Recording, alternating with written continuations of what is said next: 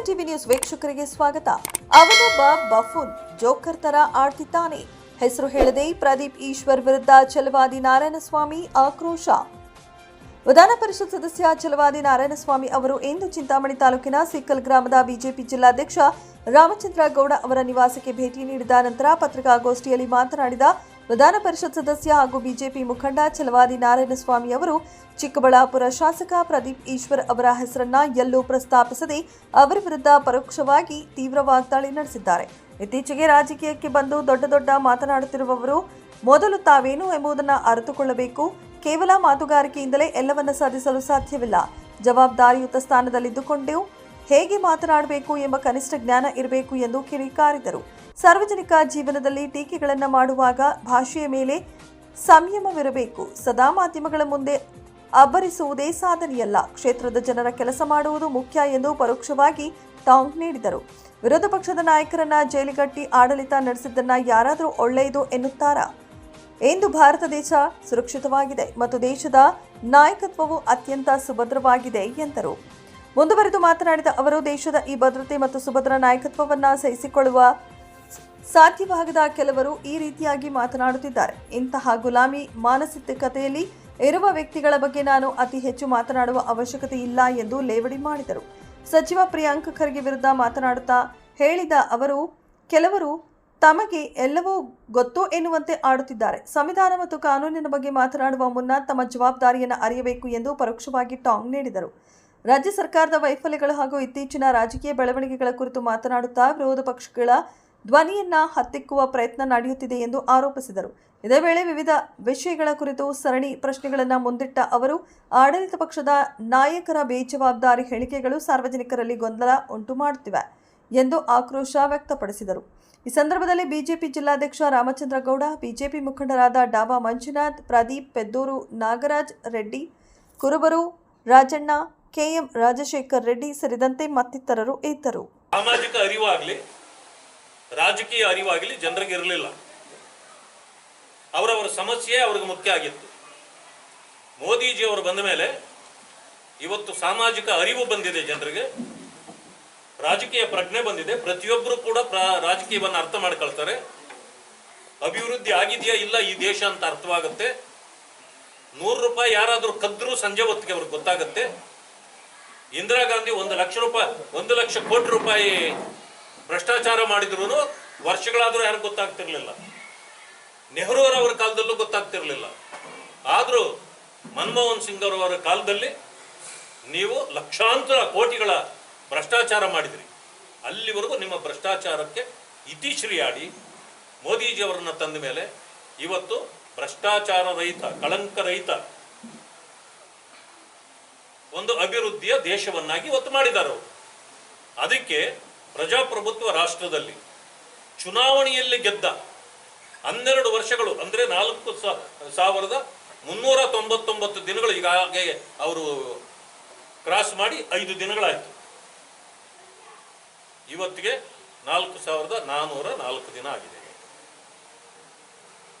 ಅದೇ ರೀತಿ ಪ್ರಜಾಪ್ರಭುತ್ವ ವ್ಯವಸ್ಥೆಯಲ್ಲಿ ಗೆದ್ದು ಈ ದೇಶ ಆಡಳಿತ ಮಾಡಿದ ನೆಹರೂರವರು 4,398 ದಿನ ಇದ್ದರು.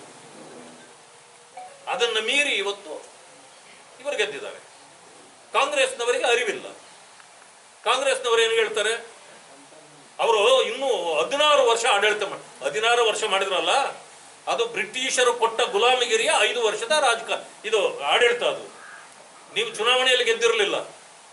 ನೀವು ಚುನಾವಣೆಯಲ್ಲಿ ಗೆದ್ದು ಆಡಳಿತ ಮಾಡಿದ್ದು 4,398 ದಿನ. ಇದರ ಅರಿವು ಕಾಂಗ್ರೆಸ್ನವರಿಗಿಲ್ಲ. ಇಂದಿರಾ ಗಾಂಧಿ ಭ್ರಷ್ಟಾಚಾರ ಮಾಡಿ ಇಡೀ ದೇಶದಲ್ಲಿ ಅವರ ವಿರೋಧವಾಗಿ ವಿರೋಧ ಪಕ್ಷಗಳು ಎದ್ದು ನಿಂತಾಗ ಅಧಿಕಾರಕ್ಕೆ ಉಳಿಸ್ಕೊಳ್ಳಿಕ್ಕಾಗಿ ಎಮರ್ಜೆನ್ಸಿಯನ್ನ, ತುರ್ತು ಪರಿಸ್ಥಿತಿಯನ್ನ ಈ ದೇಶದ ಮೇಲೆ ಏರಿ 2.5 ವರ್ಷಗಳ ಕಾಲ ಸಂವಿಧಾನವನ್ನೇ ಏನೋ ಕಾರ್ಯರೂಪದಲ್ಲಿ ಇಲ್ಲದೆ ಅಂತ ಮಾಡಿ ಭ್ರಷ್ಟಾಚಾರಕ್ಕೆ ಹೆಚ್ಚು ಒತ್ತು ಕೊಟ್ಟು ವಿರೋಧ ಪಕ್ಷದ ನಾಯಕರನ್ನ ಜೈಲುಗಳಲ್ಲಿಟ್ಟು ರಾಜ್ಯಭಾರ ಮಾಡಿದ್ದು. ಇದನ್ನು ಒಳ್ಳೇದು ಅಂತಾರ ಯಾರಾದರೂ? ಅದಕ್ಕೆ ಇವತ್ತು ಭಾರತ ದೇಶದಲ್ಲಿ ದೇಶವ ಸುಭದ್ರವಾಗಿದೆ, ನಾಯಕತ್ವ ಸುಭದ್ರವಾಗಿದೆ. ಅದಕ್ಕೆ ಸಹಿಸಿಕೊಳ್ಳಲಾರದೆ ಇವರು ಇದೆಲ್ಲ ಮಾತಾಡ್ತಾರೆ.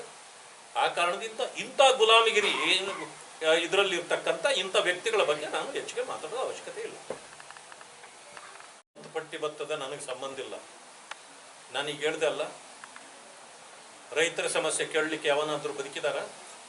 ಕಾಂಗ್ರೆಸ್ಸಲ್ಲಿ 14 ಮಂತ್ರಿಗಳಾಗಿದ್ದೀರಿ, ಎಲ್ಲಿದ್ದೀರಿ?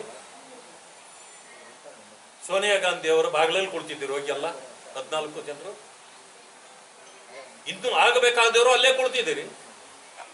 ಅಮ್ಮ ಭಿಕ್ಷೆ ಕೊಡಿ, ಭಿಕ್ಷೆಯನ್ ದೇಹಿ ಅಂತ.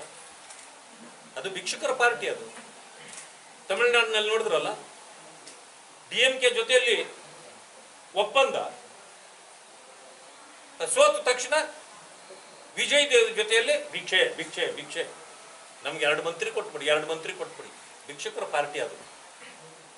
ಹಿಂಗಾಗಿ ಈಗ ನೋಡಿದೆ, ಕೃಷ್ಣ ಬೈರೇಗೌಡರು ನನಗೆ BDA ಅದು ಏನಾದರೂ ಸೇರಿಸಿ ಕೊಡಲಿಲ್ಲ ಅಂದರೆ ನಾನು ರಾಜೀನಾಮೆ ಕೊಡ್ತೀನಿ ಅಂತ. ಈಗ ನೋಡಿದೆ ನಾನು. ಯಾಕೆ BDA ಬೇಕು? ಕೊಟ್ಟರೆ ತಗೊಳ್ಳಿ, ನಮಗೇನು ಸಂಬಂಧ ಇಲ್ಲ. ನೀವು ಕೊಟ್ಟರೆ ತಗೊಳ್ಳಿ. BDA ಬೇಕೇ ಬೇಕು. ಯಾಕೆ? ಸೈಟ್ಗಳ ಬೆಲೆ ಜಾಸ್ತಿ ಅಂತಲ್ಲ. ಇದುವರೆಗೂ ಎಕರೆಗಳದ್ದು ಇತ್ತಲ್ಲ, ರೆವಿನ್ಯೂ ಲ್ಯಾಂಡಲ್ಲಿ ಎಕರೆಗಳದಿತ್ತು. ಎಕರೆಗಿಂತ ಇವಾಗ ಸೈಟ್ ರೇಟ್ ಜಾಸ್ತಿ ಆಗ್ಬಿಟ್ಟದೆ. ಅದಕ್ಕೆ BDA ಬೇಕಾ?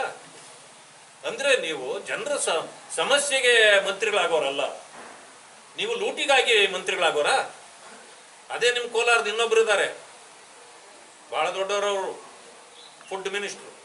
ನನಗೆ ಫುಡ್ಡೇ ಬೇಡ ಅಂತೆ ಅವ್ರಿಗೆ. ಯಾಕೆ ಅಂದ್ರೆ ಫುಡ್ಡಲ್ಲಿ ವಿಟಮಿನ್ಸ್ ಕಮ್ಮಿ ಇದೆಯಂತೆ. ಸೋನಿಯಾ ಗಾಂಧಿ ಹೇಳೋರವರು, ನನಗೆ ಫುಡ್ ಬೇಡ, ವಿಟಮಿನ್ಸ್ ಕಮ್ಮಿ ಇದೆ ಅದರಲ್ಲಿ, ಅದರಿಂದ ಏನು ವರ್ಕೌಟ್ ಆಗಲ್ಲ, ನನಗೆ ಬೇರೆ ಯಾವುದಾದ್ರು ಒಳ್ಳೇದು ಕೊಡಿ ಅಂತ. ಅಂದ್ರೆ ಈ ಲೂಟಿ ಹೊಡೆಯಕ್ಕೆ ಬರೋರು ಇವರೆಲ್ಲನೂ ಅಂತ ಇವಾಗ ಗೊತ್ತಾಯ್ತಲ್ಲ. ಎಷ್ಟು ಪಟ್ಟಿ ಬಂದ್ರೆ ಏನೋ, ಜನಪರವಾದ ಕಾರ್ಯಕ್ರಮ ಮಾಡ್ತಕ್ಕಂಥವ್ರು ಕಾಂಗ್ರೆಸ್ನಲ್ಲಿಲ್ಲ, ಲೂಟಿಕೋರರಿದ್ದಾರೆ. ಇದೊಂದು ಲೂಟಿ ಸರ್ಕಾರ. ನೀವು ಬಹಳ ವಿಷಯ ಅಂದ್ರಿ, ತಪ್ಪು ತಿಳ್ಕೊಂಡಿದ್ದೀರಿ ನೀವು. ಅವ್ರಿಗೆ ಬಹಳ ವಿಷಯ ಗೊತ್ತೇ ಇಲ್ಲ. ಅವ್ರಿಗೆ ಗೊತ್ತಿರೋದು ಒಂದೇ ಒಂದು ವಿಷಯ, ಏನು ಗೊತ್ತಾ? RSS. ನೀವು ಪರಿಶಿಷ್ಟ ಜಾತಿ ವರ್ಗಗಳಿಂದ ಬಂದಿರತಕ್ಕಂಥ, ನೀವು ಗೋಲ್ಡನ್ ಸ್ಪೂನಲ್ಲಿ ಇಟ್ಕೊಂಡು ಹುಟ್ಟಿದವರು. ಪರಿಶಿಷ್ಟ ಜಾತಿ ವರ್ಗಗಳು ಈ ಪ್ರಾಂತ್ಯದಲ್ಲಿ ಹೆಂಗೆಲ್ಲ ಜೀವನ ಮಾಡ್ತಾವ್ರೆ ಅಂತ ಇಲ್ಲಿ ಬಂದು ನೋಡಿ. ಹಳ್ಳಿ ಕಡೆ ನಿಮಗೆ ಪರಿಶಿಷ್ಟ ಜಾತಿ ವರ್ಗಗಳ ಸಮಸ್ಯೆನೇ ಗೊತ್ತಿಲ್ಲ. ಅಪ್ಪನ ಆಶೀರ್ವಾದದಲ್ಲಿ ಬೆಳೆದು ಮಂತ್ರಿ ಆಗಿದ್ದೀರಿ, ಆದರೂ ನಮಗೇನು ಹೊಟ್ಟೆ ಉರಿ ಇಲ್ಲ. ಬಾಬಾ ಸಾಹೇಬ್ ಅಂಬೇಡ್ಕರ್ ಅವರು ಕೊಟ್ಟಿರ್ತಕ್ಕಂಥ ಮೀಸಲಾತಿ ಪಡೆದು ಆ ಜನಾಂಗಗಳ ಸಮಸ್ಯೆ ಕೇಳಬೇಕು, ಅವರ ಸಂಕಷ್ಟಗಳಿಗೆ ಪರಿಹಾರ ಕೊಡಬೇಕು. ಅವ್ರು ಇವತ್ತಿಗೂ ಕೂಡ ದನ ಕರುಗಳು ತರ ರೀತಿಯಲ್ಲಿ ಹಳ್ಳಿಗಳಲ್ಲಿ ಬದುಕ್ತಾವ್ರೆ. ಅವರ ಜೀವನ ಮಟ್ಟವನ್ನು ಹೆಚ್ಚಿಸಬೇಕು ಅನ್ನೋದು ಬಾಬಾ ಸಾಹೇಬ್ ಅಂಬೇಡ್ಕರ್ ರವರ ಆಶಯ ಆಗಿತ್ತು. ನೀವೇನ್ ಮಾಡ್ತಿದ್ದೀರಿ? ಆ ಮೀಸಲಾತಿಯನ್ನು ಪಡೆದು ಆ ಜನಾಂಗಗಳ ಕೆಲಸ ಮಾಡದೆ RSS ಕೆಲಸ ಮಾಡಕ್ ಹೋಗ್ತಾ ಇದ್ದೀರಾ ನೀವು. ಬೆಳಗಿಂದ ಸಂಜೆವರೆಗೂ RSS. ಬೇರೆ ಕೆಲಸ ಇಲ್ವಾ ನಿಮಗೆ? RSS ಅನ್ನು ನೀವಲ್ಲ, ನಿಮ್ಮಪ್ಪ ಯಾರು ಏನು ಮಾಡೋಕ್ಕಾಗೋದಿಲ್ಲ. ಯಾಕೆಂದ್ರೆ ನೀವು ಹುಟ್ಟೋದಕ್ಕೆ ಮುಂಚೆ, ನಿಮ್ಮ ತಂದೆಯವರು ಹುಟ್ಟೋದಕ್ಕೆ ಮುಂಚೆ 1925ರಲ್ಲಿ ಹುಟ್ಟಿದೆ ಅದು. ಆವತ್ತು ಬ್ರಿಟಿಷರಿದ್ರು. ಬ್ರಿಟಿಷರ ಕಾಲದಿಂದನೂ ಅದು ಸಂಘಟನೆಯಾಗಿ ಇವತ್ತಿಗೂ ಬರ್ತಾ ಇದೆ. ಅದು ಸ್ವಯಂ ಸೇವಕ ಸಂಘ, ಸ್ವಯಂ ಒಬ್ಬೊಬ್ಬರೇ. ಆದ್ರಿಂದ ಕಾನೂನಿನ ಪುಸ್ತಕ ತೆಗೆದು ಓದಕ್ಕೆ ಹೇಳಿ ಅವರಿಗೆ.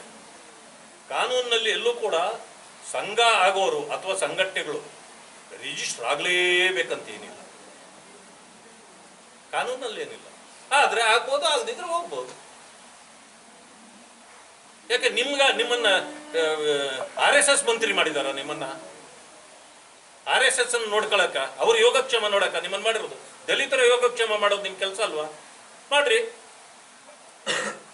ಈ ರೀತಿ ಇದೆಂದ್ರೆ ಜವಾಬ್ದಾರಿ ಬಿಟ್ಟು ಪ್ರಚಾರಕ್ಕಾಗಿ ಮಾಡ್ತಕ್ಕಂಥ ಕೆಲಸ ಇದು. ಇದನ್ನ ದಯವಿಟ್ಟು ಅವ್ರನ್ನ ನಿಲ್ಲಿಸ್ರಿ, ಕೇಳಿ ಅವ್ರನ್ನ.